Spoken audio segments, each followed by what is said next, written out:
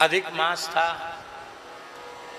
3 महीने का चातुर्मास क्रम संपादित हुआ श्री मलूक पीठ में। संतों के विशेष भाव को आदर देते हुए श्री रामचरितमानस की क्रमिक कथा आरंभ की गई थी और 3 महीना पूरे हो गए। भरत जी के चरित्र का आरंभ ही हुआ था, पूर्ण नहीं हो सका। भरत जी चित्रकूट की ओर जा रहे थे और वहीं कथा को विराम करना पड़ेगा, उस समय पूरा हो गया। संयोग से बड़ी कृपा करुणा करके बालकों की प्रार्थना स्वीकार करके भारतवर्ष की महान विभूति गोऋषि परम पूज्य स्वामी श्री दत्तशरणानंद जी महाराज, पूज्यपाद श्री पथमेड़ा महाराज जी कृपा करके पूर्णाहुति में पधारे और भरत चरित्र यत्किंचित ही बैठकर उन्होंने श्रवण किया, लेकिन उससे पूज्य महाराज जी इतने अधिक भावाविष्ट हो गए कि महाराज जी ने पूर्णाहुति के अपने आशीर्वाद में यह घोषणा कर दी कि अगला चातुर्मास श्री मनोरमा गोलोक महातीर्थ नंदगाम में होगा और दास के द्वारा संपूर्ण श्री भरत चरित्र का फिर से अयोध्या से चित्रकूट तक और चित्रकूट से लौट कर आने अयोध्या तक भरत चरित्र की चर्चा होगी। यद्यपि इस बार का चातुर्मास्य अपनी सूरश्याम गौशाला में निश्चित था, लेकिन सूरश्याम गौशाला हो, मलूक पीठ हो, पथमेड़ा गोधाम हो, ये अलग अलग नहीं है, नाम अलग अलग हैं, सभी कई है। तो महाराज जी ने जो आज्ञा की थी उसके पालन के लिए हम लोग प्रस्तुत हुए। गुरु पूर्णिमा के दिन ही मनोरमा गोलोक महातीर्थ में उपस्थित होना हुआ। पहले 1 सप्ताह पर्यंत श्रीमद् भागवत की कथा हुई और फिर भरत चरित्र का शुभारंभ हुआ। सूरज कुंड वाले महाराज जी, परम पूज्य श्री स्वामी अवधेश चैतन्य जी महाराज, लगभग 125 नारायण स्वरूप दंडी स्वामी महापुरुषों की मंडली के साथ वहाँ विराज रहे हैं। नंदगांव में चातुर्मास्य का नियम चल रहा है। श्री अवध, मिथिला, चित्रकूट, प्रयाग आदि, वृंदावन आदि अनेक पवित्र क्षेत्रों से, तीर्थों से पूज्य संत महात्मा भी वहाँ विराज रहे हैं। मानस जी का मासिक सत्य संगीत में पाठ हुआ, फिर गोभक्तमाल का चल रहा, भक्तमाल जी का, तो निरंतर वहाँ प्रातः काल से लेकर रात्रि पर्यंत उत्सव चल रहे थे। बार बार चित्त में बड़ी अभिलाषा थी, हमारे मन में भी थी कि परम पूज्य श्री रेवासा महाराज जी कब आएं, कब आएंगे, और महाराज जी से उनके निकुंज गमन के साकेत महाप्रयाण के मात्र 3 दिन पहले हमारी फोन पर बातचीत हुई। उन्होंने कहा बस ये जन्माष्टमी हो गई और अब हम कार्यक्रम बना ही रहे हैं, जल्दी आ जाएंगे। और जिस दिन महाराज जी का भगवत धाम प्रयाण हुआ, उस दिन उन्होंने अपने सारथी पवन जी को कह दिया था कि तैयारी रखना, जल्दी चल के फिर वहीं कथा सुनेंगे। और केवल कथा नहीं सुननी थी, कुछ दिन वहीं विराजमान भी रहना था। लेकिन एक हृदय विदारक सूचना प्राप्त हुई। पहले तो सहसा विश्वास ही नहीं हुआ कि कहीं कोई दूसरे महानुभाव के साथ तो घटना नहीं घटी, लेकिन फिर विश्वास करना पड़ा। परम पूज्य श्री रेवासा महाराज का स्वरूप, उनका विराट व्यक्तित्व, उनकी सहजता, सरलता, उनकी साधुता और सभी के भाव का समान रूप से आदर करना, सभी परंपराओं में, सभी संप्रदायों में जाना, उनका जो अनुपम अद्भुत विराट व्यक्तित्व था, उनका जो गौ ब्राह्मण प्रतिपालक स्वभाव था, गौ और ब्राह्मणों के प्रति उनकी अगाध भक्ति थी और संपूर्ण हिंदू समाज को प्रेम के एक सूत्र में बांधने का जो उनके जीवन का अथक प्रयास था, गौ सेवा, वेद सेवा, विप्र सेवा के साथ ही साथ जो सिय राममय सब जग जानी, इस भाव से, प्राणी मात्र की भगवत भाव से सेवा का जो उनका उदात्त भाव था, वैसा उदाहरण खोजने में जल्दी नहीं प्राप्त होता है। भैया जी, संत की दो ही परिभाषाएं मुख्य रूप में तुलसीदास जी महाराज ने दी। पहले तो ये कह दिया कि हम हाथ खड़े कर रहे हैं, हम कुछ नहीं बोल सकते। क्यों?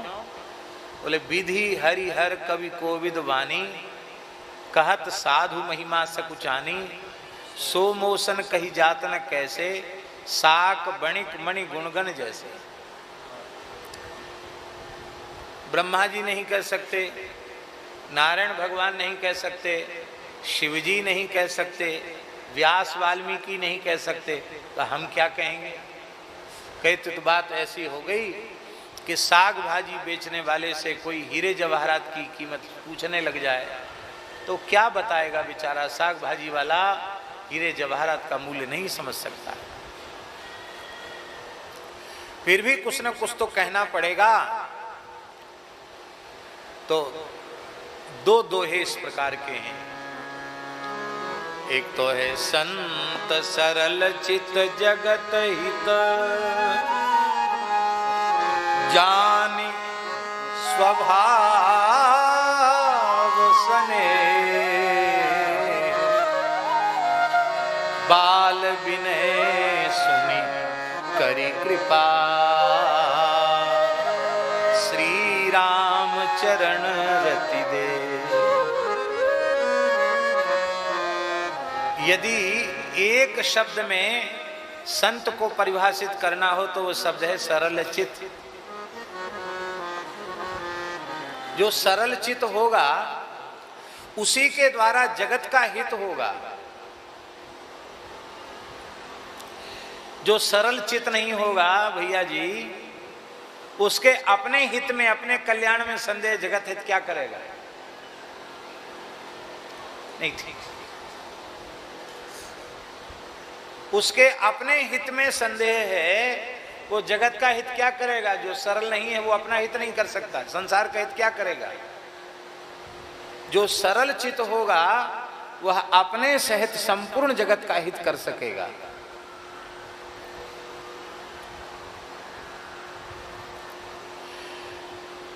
एक बार सरल शब्द के ऊपर कुछ विस्तृत चर्चा एक प्रवचन में हमने वृंदावन में सरल शब्द की। हम का पढ़े लिखे, एक हमारी और सुन जाओ। महाराज जी जरूर आप बताओ। तो देखो, हम तो पढ़े लिखे तो है ना है, हम तो ब्रजवासी हैं, ठेठ ब्रजवासी हैं और जगत गुरु निम्बारकाचार्य श्री श्री जी महाराज के हम सेवक हैं, शिष्य हैं। त्यारी कथा सुन रहे खूब हमें, हम अच्छी लगे, हमें बहुत अच्छी बात, बड़ी कृपा। तो बाबा हमने तो ब्यास जी ये विचार किया, सा माने सीता जी, रा माने राम जी, ला माने लक्ष्मण जी, वो तीनों जाके हृदय में निरंतर विराजे, वो ही सरल है सके।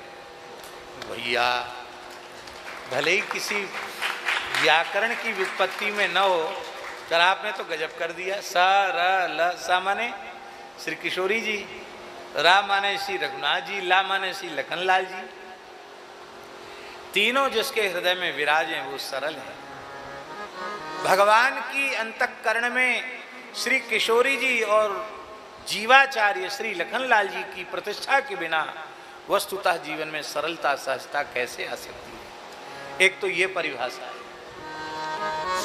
और दूसरी परिभाषा है उत्तरकांड में, पर उपकार वचन मन काया, पर उपकार वचन मन काया, पर उपकार वचन मन काया, पर उपकार वचन मन काया, संत सहज स्वभाव खगराया, संत सहज स्वभाव खगराया, पर उपकार। पूज्य महाराज जी के जीवन में दोनों बातें थी। सरलता ऐसी कि कहीं बुलाओ चले जाते। अभी यहीं के लोगों से हमने सुना कि कई ऐसे उत्सवों में महाराज जी जाते थे जहां लोग आग्रह करके बुला तो लेते, पर इतनी चरण सेवा भी अर्पित नहीं करते थे कि उनके आने जाने का डीजल का भाड़ा निकले आवे। बस महाराज पधारो, महाराज आ जाते। और उनके मन में तनिक भी यह भाव नहीं आता कि हम 100-200 किलोमीटर यात्रा किए, दिन भर गाड़ी इधर से उधर घुमाए, ठंडी गर्मी सब सही सहन किए, और याने कछु ना दियो, दक्षिणा बिना कुछ ना, और याने तो कछु नहीं दियो। ये उनके मन में कभी नहीं आता। यहाँ आकर देखने में, अनुभव में आया, कोई ऐसा हृदय नहीं जो भर ना आया हो, कोई ऐसी आंख नहीं है जो गीली ना हुई हो। निश्चित भगवान जब विराजते हैं तब भगवान की महिमा पता नहीं चलती, महापुरुष विराजते हैं तब उनकी महिमा पता नहीं चलती। जब कोई संत प्रत्यक्ष विराजमान होते हैं, हमें सुलभ होते हैं, तब उनकी महिमा हमारी समझ में नहीं आती। अकस्मात जब उनका विछोह हो जाता है, उनका वियोग हो जाता है, तब उनकी एक एक बात हम लोगों के स्मरण में आती है।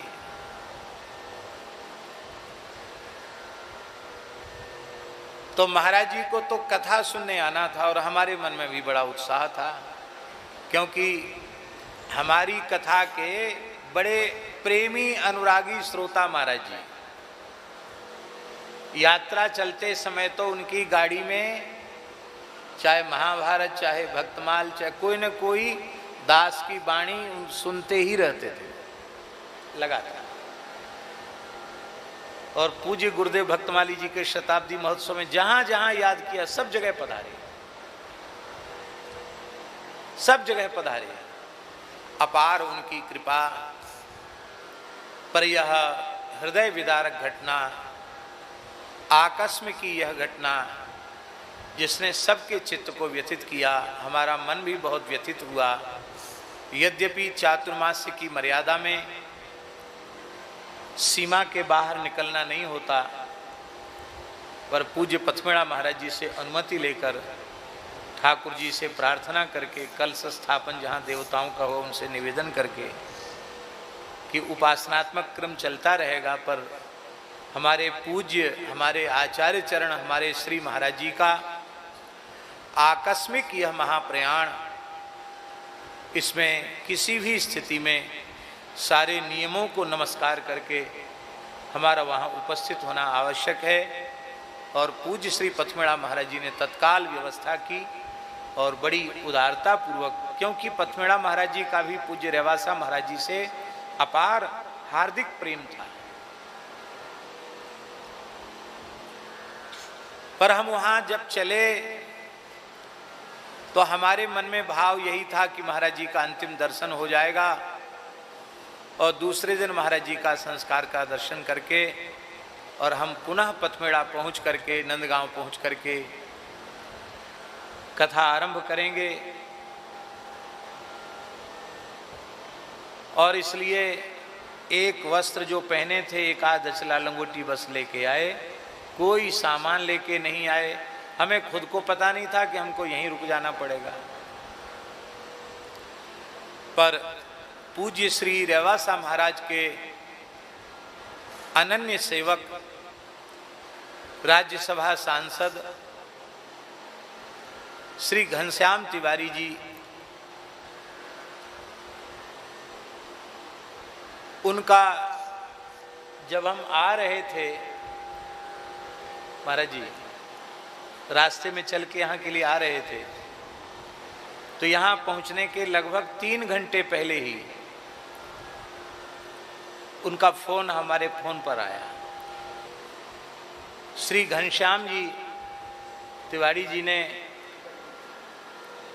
यह महाराज जी की बात दास को बताई कि नहीं, आप तो जल्दी से जल्दी यहाँ आइए, क्योंकि महाराज जी अपने अंतिम इच्छा पत्र में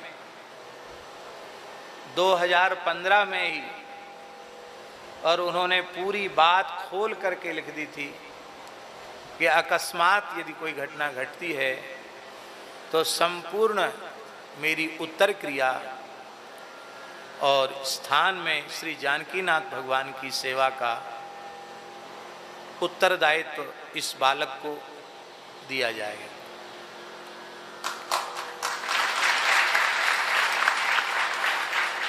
और आश्चर्य की बात तो ये है कि 27 तारीख को, 29 को तो महाराज जी का महाप्रयाण हुआ है, 27 तारीख को उन्होंने घनश्याम जी को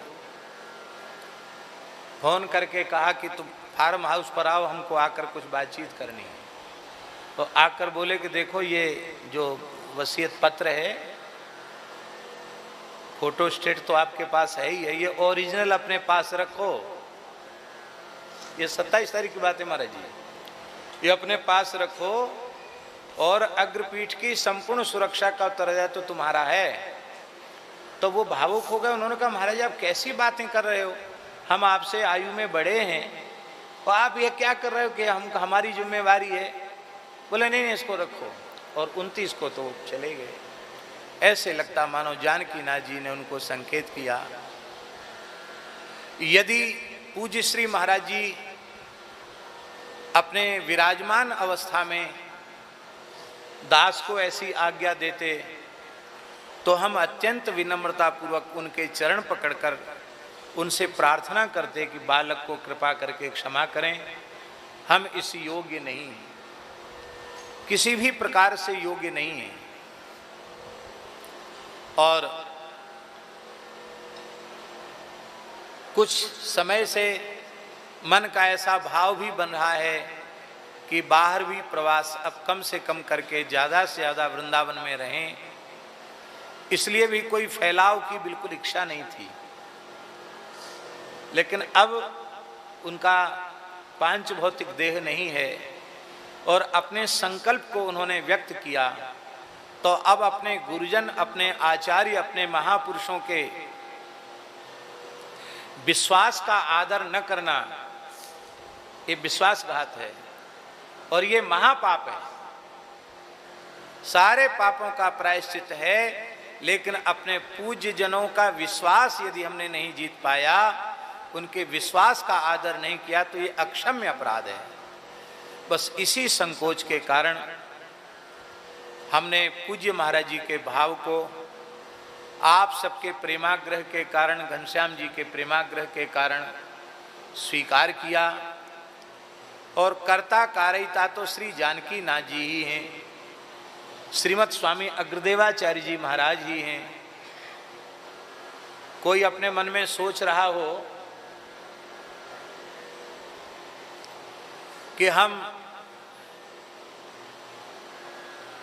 अग्रपीठ के आचार्य हैं, ऐसा कोई अपने मन में सोच रहा हो तो सोचने में तो सब स्वतंत्र हैं, किसी पर प्रतिबंध नहीं है।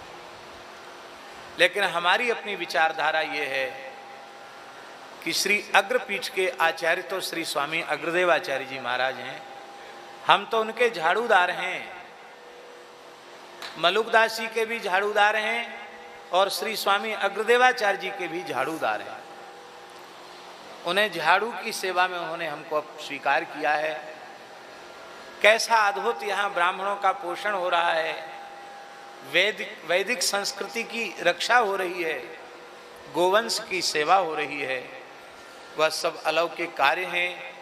श्री जानकी नाथ भगवान से हमारी प्रार्थना है, उनके निरंतर कुंज निकुंज और निवृत्त निकुंज में श्री अग्र अली जी के रूप में विराजमान श्री आचार्य चरण से प्रार्थना है कि वे इस श्री सीताराम जी की महान मधुर रस की उपासना के मूल आचार्य पीठ के भाव, सिद्धांत और विचार के अनुरूप वे इस बालक से सेवा स्वीकार करावें। देखिए, हमारे मन में यहाँ आने से लेके अब तक निरंतर विकलता थी।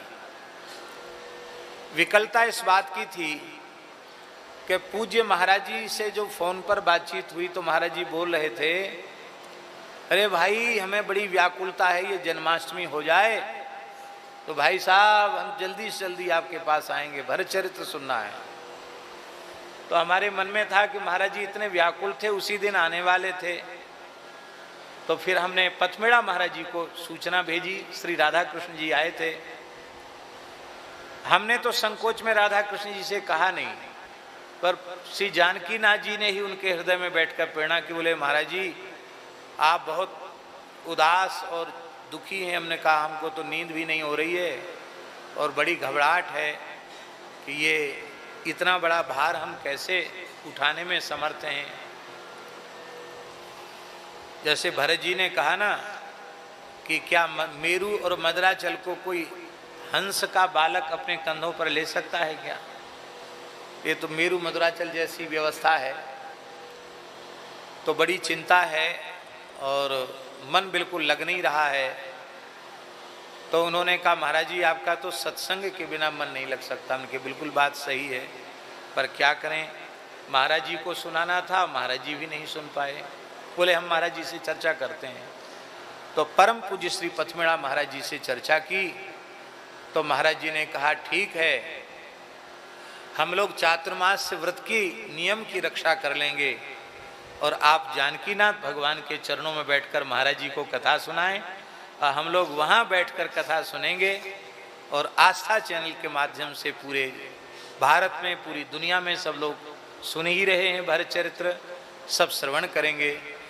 तो आज श्री जानकीनाथ भगवान की इच्छा से, उनकी प्रेरणा से आज बीच में 29 तारीख से, आज कितनी तारीख है? 2 है। तो 29, 30, 31, 1, 4 दिन, बीच में 4 दिन का विराम आया चरित्र में और फिर 5वें दिन पुनः शुरू हो रहा है। और ये कितनी विलक्षण बात है महाराज जी, भैया जी हम तो सोच सोच के एकदम कि इस पुनः भरत चरित्र के शुभारंभ में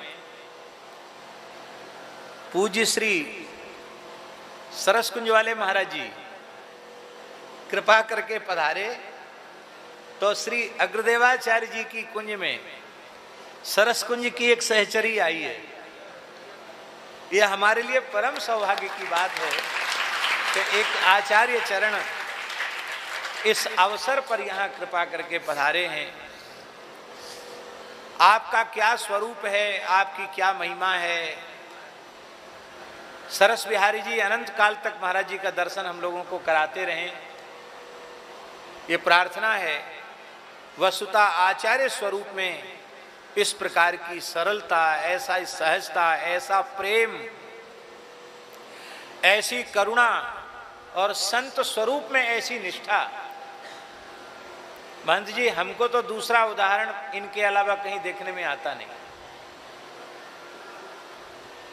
और आपने ही एक बार बताया था कि श्री स्वामी सरस माधुरी शरण जी पधारे वृंदावन, तो रसिकों को परिचय दिया कि आपकी क्या संप्रदाय, क्या परंपरा है। बोले हम तो चरणदास, हम तो चरणदासी हैं। आप सब रसिकों की, हम तो चरणदासी हैं। आहा, वही एक विलक्षण भाव सभी संप्रदायों के प्रति, सभी आचार्यों के प्रति, वैसा ही विलक्षण भाव पूज्य श्री महाराज जी का है। तो महाराज जी के आने से पूज्य रेवासा महाराज जी भी बहुत गदगद हैं, ये हम अनुभव कर रहे हैं। क्योंकि हमें स्मरण नहीं है कि सरसकुंज के किसी भी उत्सव में उनकी अनुपस्थिति रह गई हो। हम जब जब आए सरसकुंज के, हमने तो जितने उत्सव उपस्थित होने का अवसर मिला, पूज्य रेवासा महाराज जी प्रत्येक उत्सव में उपस्थित होते थे। हम अपने मन में तो हम ऐसा भाव रखते हैं, कर्मकांड की जो व्यवस्था है, शास्त्र की जो मर्यादा है, आदर हमें करनी चाहिए। क्योंकि भगवान ने गीता जी में आज्ञा की है, तस्मात् शास्त्रम प्रमाणम ते कार्या कार्य व्यवस्थितौ दृष्ट्वा शास्त्र विधानोक्तम कर्म कर्तुमिहार हसी। उस भगवदाज्ञा का आदर करते हुए महाराज जी का अंत्येष्टि संस्कार हुआ है। इसलिए शास्त्रीय कर्मकांड भी सविधि होना चाहिए। तो वो जानकी नाथ जी की कृपा से संपादित हो रहा है। कर्मकांड अपने स्थान पर है, पर हमारी भावना तो ये है कि श्री अग्र अली जी अपनी स्वामिनी के निकट, अपने स्वामिनी के प्राण जीवन धन श्री जानकी नाथ जी के निकट जिस भाव से विराजमान हैं, आज उसी अग्र अली जी के आनुगत्य में एक सखी, एक सहचरी श्री रेवासा महाराज भीतर ही विराजमान हैं, जानकी नाथ जी की सेवा में ही विराजमान हैं। हमारे यहाँ महापुरुष कहीं जाते नहीं हैं। नाभाजी महाराज की घोषणा है, निर्वर्त भये संसार ते मेरे जजमान सब। तो वो कहाँ चले गए जो निर्वर्त भये संसार से? तो उन्होंने लिखा है नाभाजी ने, कुंज ओक जे बसत अब। जो रसिकाचार्य नाभाजी के काल में नहीं थे, उनके लिए उन्होंने कहा कुंज ओक जे बसत अब निवास कर रहे हैं वृंदावन में। कहाँ? कुंज की ओक में। ओक कहते हैं छिपने के स्थान को। लता रंध्र से युगल के नित्य विहार का दर्शन कर रहे हैं। नित्य विहार का दर्शन कर रहे हैं। तो बसत, ये वर्तमान कालिक क्रिया का प्रयोग किया है। वास कर रहे हैं इस समय, वास कर रहे थे नहीं, वास करेंगे नहीं, वास कर रहे हैं अब, माने इस समय। तो ऐसे ही पूज्य श्री रेवासा महाराज भी कुंज ओक जे बसत अब, इसमें कुंज ओक में विराजमान हैं। उनके चरणों में हम बार बार साष्टांग प्रणाम निवेदित करते हैं। पथमेड़ा में विराजमान, नंदगांव में विराजमान पूज्य पथमेड़ा महाराज जी के सहित श्री स्वामी अवधेश चैतन्य जी महाराज, सूरज कुंड वाले महाराज जी, श्री स्वामी चेतनानंद सरस्वती जी आबू वाले महाराज जी और सभी नारायण स्वरूप दंडी स्वामी, सभी वैष्णवों को, ब्राह्मणों को जो वहाँ विराजमान हैं, उनको भी हम भाव से प्रणाम करते हैं। यहाँ भी जितने ब्राह्मण संत विद्वज्जन विराजमान हैं, सभी को हम यथायोग्य वंदन करते हैं।